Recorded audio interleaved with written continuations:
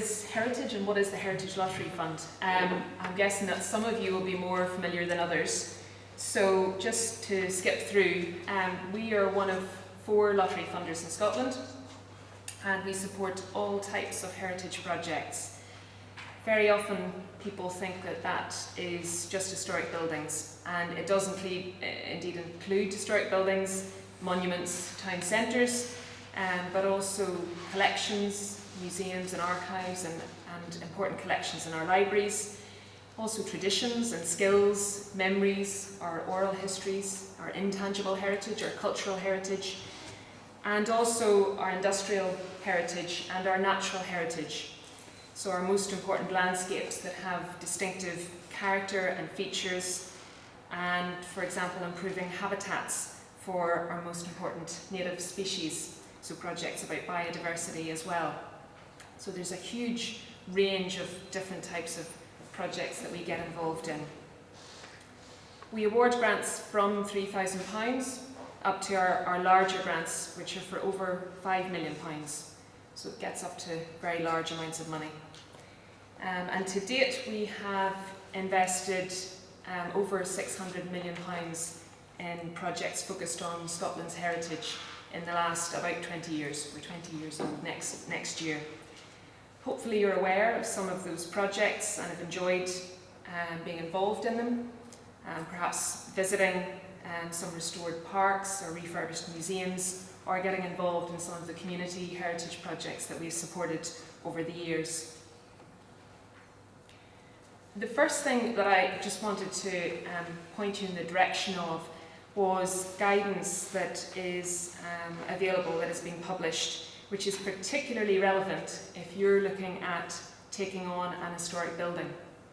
It's guidance that was put together by a number of different organisations, including the Architectural Heritage Fund, the National Trust, Princess Regeneration Trust, Development Trust Association, as well as English Heritage and ourselves.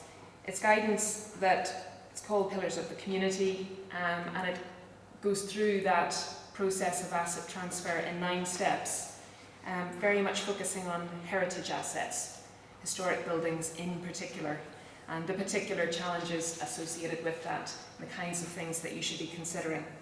It also, the guidance looks at the community perspective, but also the local authority perspective, and things that the local authority should be considering as well. Asset transfer in HLF. So how do we approach it? We don't have particular guidance or funding streams for asset transfer per se, but I just wanted to go through hopefully the bits that are most relevant to the focus of today. We have guidance on, as we call it, buying land and buildings in most of our programme documents. So we have a whole range of grant programmes, I think there's about 15 now, I'm counting, and in most of those programme documents you'll find in the appendix guidance on buying land and buildings. And it's roughly the same for each programme. But I think it's the most useful information to look at even if you're thinking of taking ownership of a heritage asset. The sorts of things that we are going to be interested in and will be asking questions about is, first of all, is it important to our heritage? And how important is it? And although we don't require the heritage asset to be designated as such, so whether if it's a building, is it listed or is it a scheduled ancient monument, and if it's a piece of land, it could have a designation such as being a site of special scientific interest or some other sort of natural heritage designation. We don't require it, but if you are seeking the larger amounts of funding, your application is going to be much more competitive if you can demonstrate the importance of the heritage in those terms. So, and we'll be quite straightforward with you about that, and we'll be able to advise you on that. Secondly, we'll look at whether the risk to the heritage is going to be reduced as a result of you taking ownership of it. So is the building, for instance, currently on the buildings at risk register? And by you taking ownership of it, that you're proposing you would carry out repair work, conservation work, and the heritage would be better managed, in better condition for the future. Thirdly, is the change in ownership going to help more people to engage with the heritage by improving access, improving involvement and understanding of it? If you are having to buy the heritage asset, so if there's cost associated with that, we'll look at whether the price reflects the condition and value of the asset that you're looking at. And just to go to the bottom point there, we wouldn't support purchases that are above market value. So just to make that clear. And the last point there, as lots of people have already referred to, we're going to look at how you're going to maintain and manage the heritage asset in the future. So make sure that you've considered that and that you have plans for how you're going to resource that. Heritage assets are, as many of you I'm sure will be aware, but they're typically very expensive to manage and maintain on into the future. So you need to go into it with your eyes wide open, basically. The other bit of guidance that I just wanted to touch on was our requirements around property ownership. If you are going to apply to us for funding for a project associated with the asset that you have taken on or that you want to take on. So for projects that include, say, buying or taking ownership of a heritage asset and carrying out capital work, you will need to meet our requirements around ownership. And they are that you either need to have outright ownership or a lease of the required length of time related to the asset. The required length of time in terms of the lease agreement ranges from 5 years, and that's sort of the minimum amount of time, 5 years from project completion, but it's going to run beyond that, up to 20 years, and that's for the very large amounts of funding. So those are the sort of duration in terms of lease agreements. That's what we would be looking for. And the second point there is just to make clear that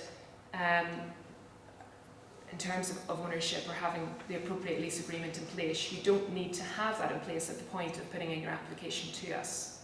It's sufficient to demonstrate to us that everything is in place, that hopefully you'll be able to take the asset on and meet those requirements.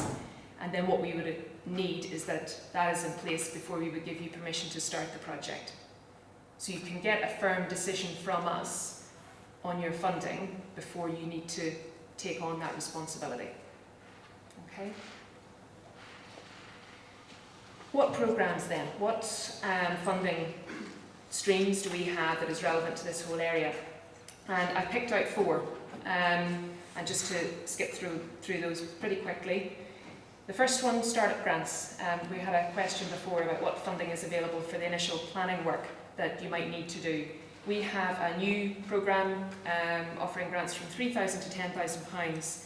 It is for new organisations that want to look after or engage people with heritage, or for existing organisations that are looking to take on new responsibility for heritage. So it's applicable in both of those scenarios. And it can help with the initial sort of planning work that I think Karen was talking about before, feasibility studies, if you need to get someone in to get a condition survey done, if you need legal advice, if you're setting up a new organisation to take on a heritage asset, it can help towards all of that. The next 2 programmes listed there are Heritage and Heritage Grants. One of the main things that distinguishes them really is just the amount of funding that you can get. So our Heritage 10 to 100,000, Heritage Grants is for funding over £100,000. Under those programmes we can support any type of heritage project, say whether industrial, buildings, natural heritage, whatever. And generally speaking they need to be projects that will benefit heritage, people and communities, and I'll go into that in a wee bit more detail. Heritage Enterprise, the last programme listed there, is another new one. It's really quite interesting. It's funding from 100,000 up to 5 million, the bigger scale of things. And under that programme we're targeting funding at the repair and reuse of historic buildings where there's going to be a commercial productive use at the end. So it's something that is going to make a really important contribution to the local economy. And I know that's something that many of you are obviously looking at now. We expect that these projects are going to come forward from partnerships between not-for-profit organisations and perhaps a private sector partner. In that situation, we ask that the not-for-profit organisation is the lead applicant, lead developer as such, in that project. If you want to find out, more about any of the programmes, come and speak to me afterwards, and there's leaflets through in the marketplace about that. For both Heritage Grants and Heritage Enterprise, it's a 2-round application process. Somewhat similar to what Karen was talking about for Big Lottery, we provide development funding between round 1 and round 2 as well. So in theory you could come in for your startup grant, then your round 1 application, get development funding, round 2 application, and then you're set to do the easy thing, the project. Or not so easy thing at all. What are we looking for out of all of these programmes? We have 3 main areas. We want projects to deliver against heritage, people and communities, delivering outcomes in those 3 areas. This leads on from our new strategic framework that we launched last year.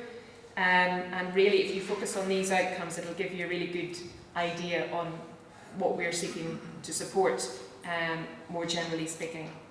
The key thing to point out is that you don't need to achieve all of the outcomes. They're split into these 3 areas, and there's 14 in total. You don't need to be achieving all of them. Yeah. 3 more slides just to skip through these. The outcomes for heritage, that the heritage is going to be better managed, in better condition, better interpreted and explained, identified or recorded as a result of the project. Then people. We are as interested, we don't want to just fund projects that restore buildings. In fact, we wouldn't do that. The projects must benefit people, engage with people as well. That people would have developed skills as a result of the project, learned about heritage, changed attitudes and behaviours. People will have had an enjoyable experience, hopefully, and volunteered time. And the third area is communities, the wider benefits that a project can deliver. That economic impacts will be reduced, that more people will have engaged with the heritage, that your organisation will be more resilient. So we're looking to see that these projects, sometimes quite substantial amounts of funding, is going to put organisations in a situation where they are more sustainable, they are more viable for the future. Impact on the local economy, hopefully benefiting it. And lastly, that your local community, your local place will be improved as a place to live in, to work in and to visit. How can you get help? We offer advice through Project Inquiry Service. You can go online, go onto our website and log on there and submit your inquiry form with a wee bit of information about the project, an outline of the costs, and someone in the team will come back to you and give you targeted feedback on your proposal. Lots of information on the website, or come and speak to us at events or funding surgeries, or get on the phone. Very happy to chat to you about any project idea that you have. Thanks very much.